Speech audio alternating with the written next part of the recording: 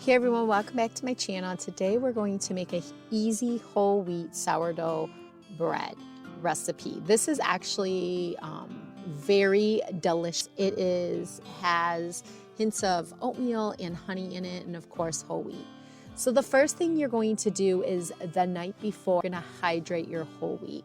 So here in a glass jar, I'm adding my whole wheat and some water and giving it a good mix, and then I'm placing it in the refrigerator overnight. This way the whole wheat can break down and it's very moist for when I prepare the loaf.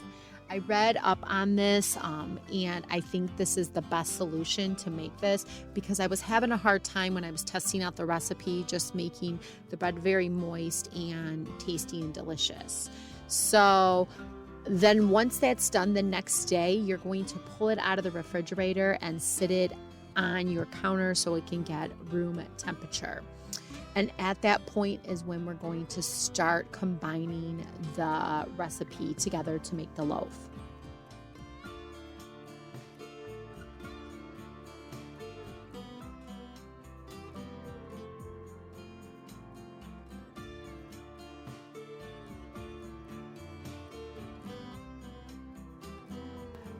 Okay, so if any of this becomes a little confusing, feel free to head over to my blog, because all of my recipes are listed over there for you, so you are able to pin or print for future use or to use now and follow along. So the next day you took the soaker out of the fridge, it's getting to room temperature, and at this point you're going to go ahead and add your bread flour and your water and give it a good mix in a large mixing bowl.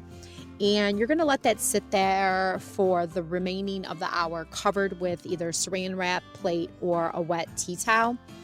And after that hour, after everything has combined and your soaker has sat for an hour, this is when we're going to combine the rest of the ingredients. And that is going to be a half cup of your active sourdough starter, which that means that your active sourdough starter needs to be fed within 6 to 8 hours. So that can happen the night before when you go to bed, and then you wake up in the morning, you start this process, or it could start in the morning, and 6 to 8 hours later when you get off of work, you're going to make the bread.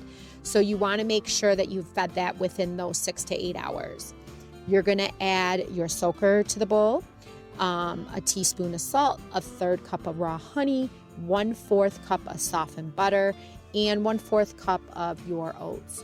You're going to give this all a good mix so everything is completely combined, and the dough is going to feel weird. I think it feels weird. It feels either too wet, too sticky, and nothing seems to be really forming like a Play-Doh. It should feel like Play-Doh. And that is okay. We are going to cover our bowl with saran wrap again, or a plate, or a wet tea towel, and we're going to let it sit for 6 hours. During that 6 hours, we are going to do a process called stretching and folding. This is where we are going to stretch and fold the dough every hour until we can see that the dough is really stretching and it's getting to the point where it's thinning out, where you can see through it. And that's going to take some time. It's going to take your environment's going to play a contributing factor, how warm your house is, and how good your ingredients are, and how active that sourdough starter was.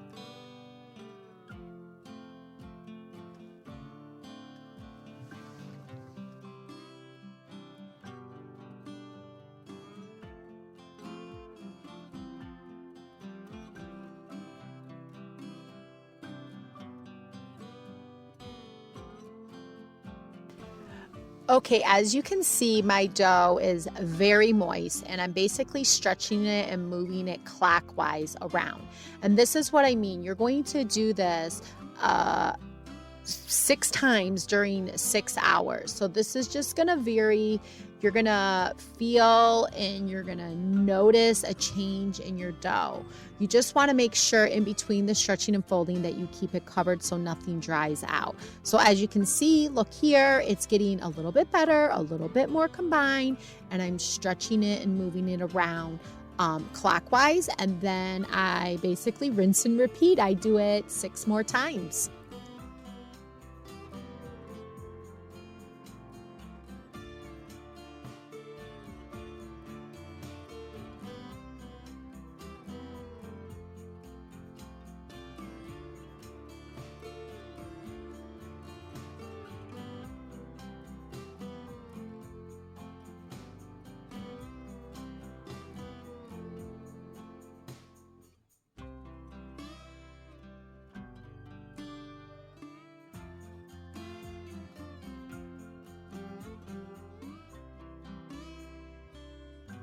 Now, after the 6 hours, the dough should be quite ready and it should have passed the test, and you should be able to stretch it to the point where you're able to see through it.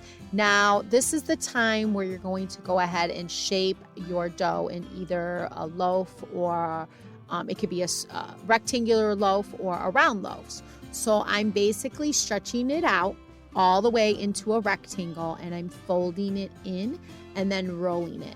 Then I'm going to take the ball of dough and I'm going to push it away from the flour surface and then bring it right back to me. I'm going to push it away and bring it back several times, and then I'm going to do this again. I'm going to fold it in half, roll it up, and do it a couple more times, and then I'm going to let it do its longest fermentation. So this is when you can actually put it in a basket, a grease bowl, whatever you decide. And I like to do my longer fermentation in my refrigerator. So because I usually go to bed, it's getting late and whatnot.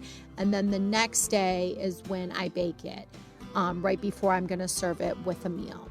So you basically, once it's shaped to your desired shape, you're going to go ahead and put it in there, and you're going to make sure it's covered. And again, a plate, saran wrap, a wet tea towel is great, and just put it in your refrigerator. I also find to score my bread, it's much, much better if it's in the refrigerator when it comes out of the refrigerator to score it, because it's not pulling it away and making the design all funky. It's really smooth. So that's actually really nice too. And then once that happens, we are pretty much getting close to baking. Now, this process does take anywhere from 24 to 36 hours from beginning to end. So you really want to prepare if you're going to make this. I always try to make it, if I'm going to make it on a Sunday night, I'm going to start the soaker on Friday night, and then the actual bread making on Saturday. So then on Sunday, that's when I bake the bread.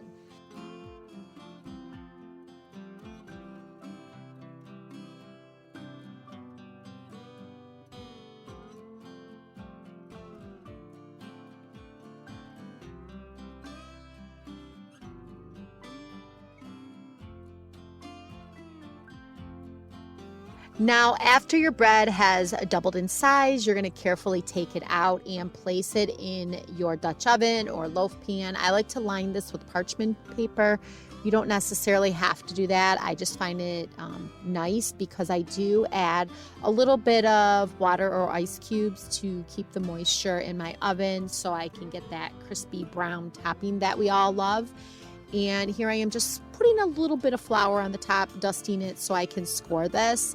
And once I score this, this is when I'm going to add a little bit of water to the bottom of my loaf, or you can add it into a little pan in your oven, your preheated oven, or you can add it, ice cubes too work just as great. And your oven should be preheated to 500 degrees, and you're going to bake this covered for 25 minutes. Now, since I have this in a loaf pan, I don't actually have a cover for it, so I'm actually going to cover it with a little bit of aluminum foil.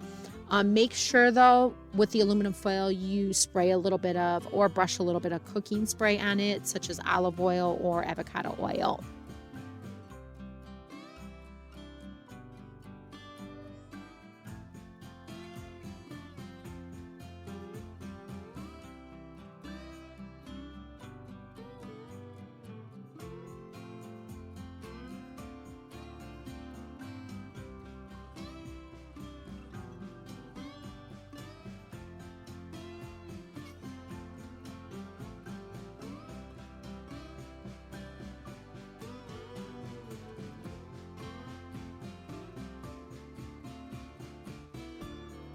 Now, after your bread has baked covered for 25 minutes, you're going to pull it out of the oven, remove the cover, and turn it clockwise to bake it uncovered.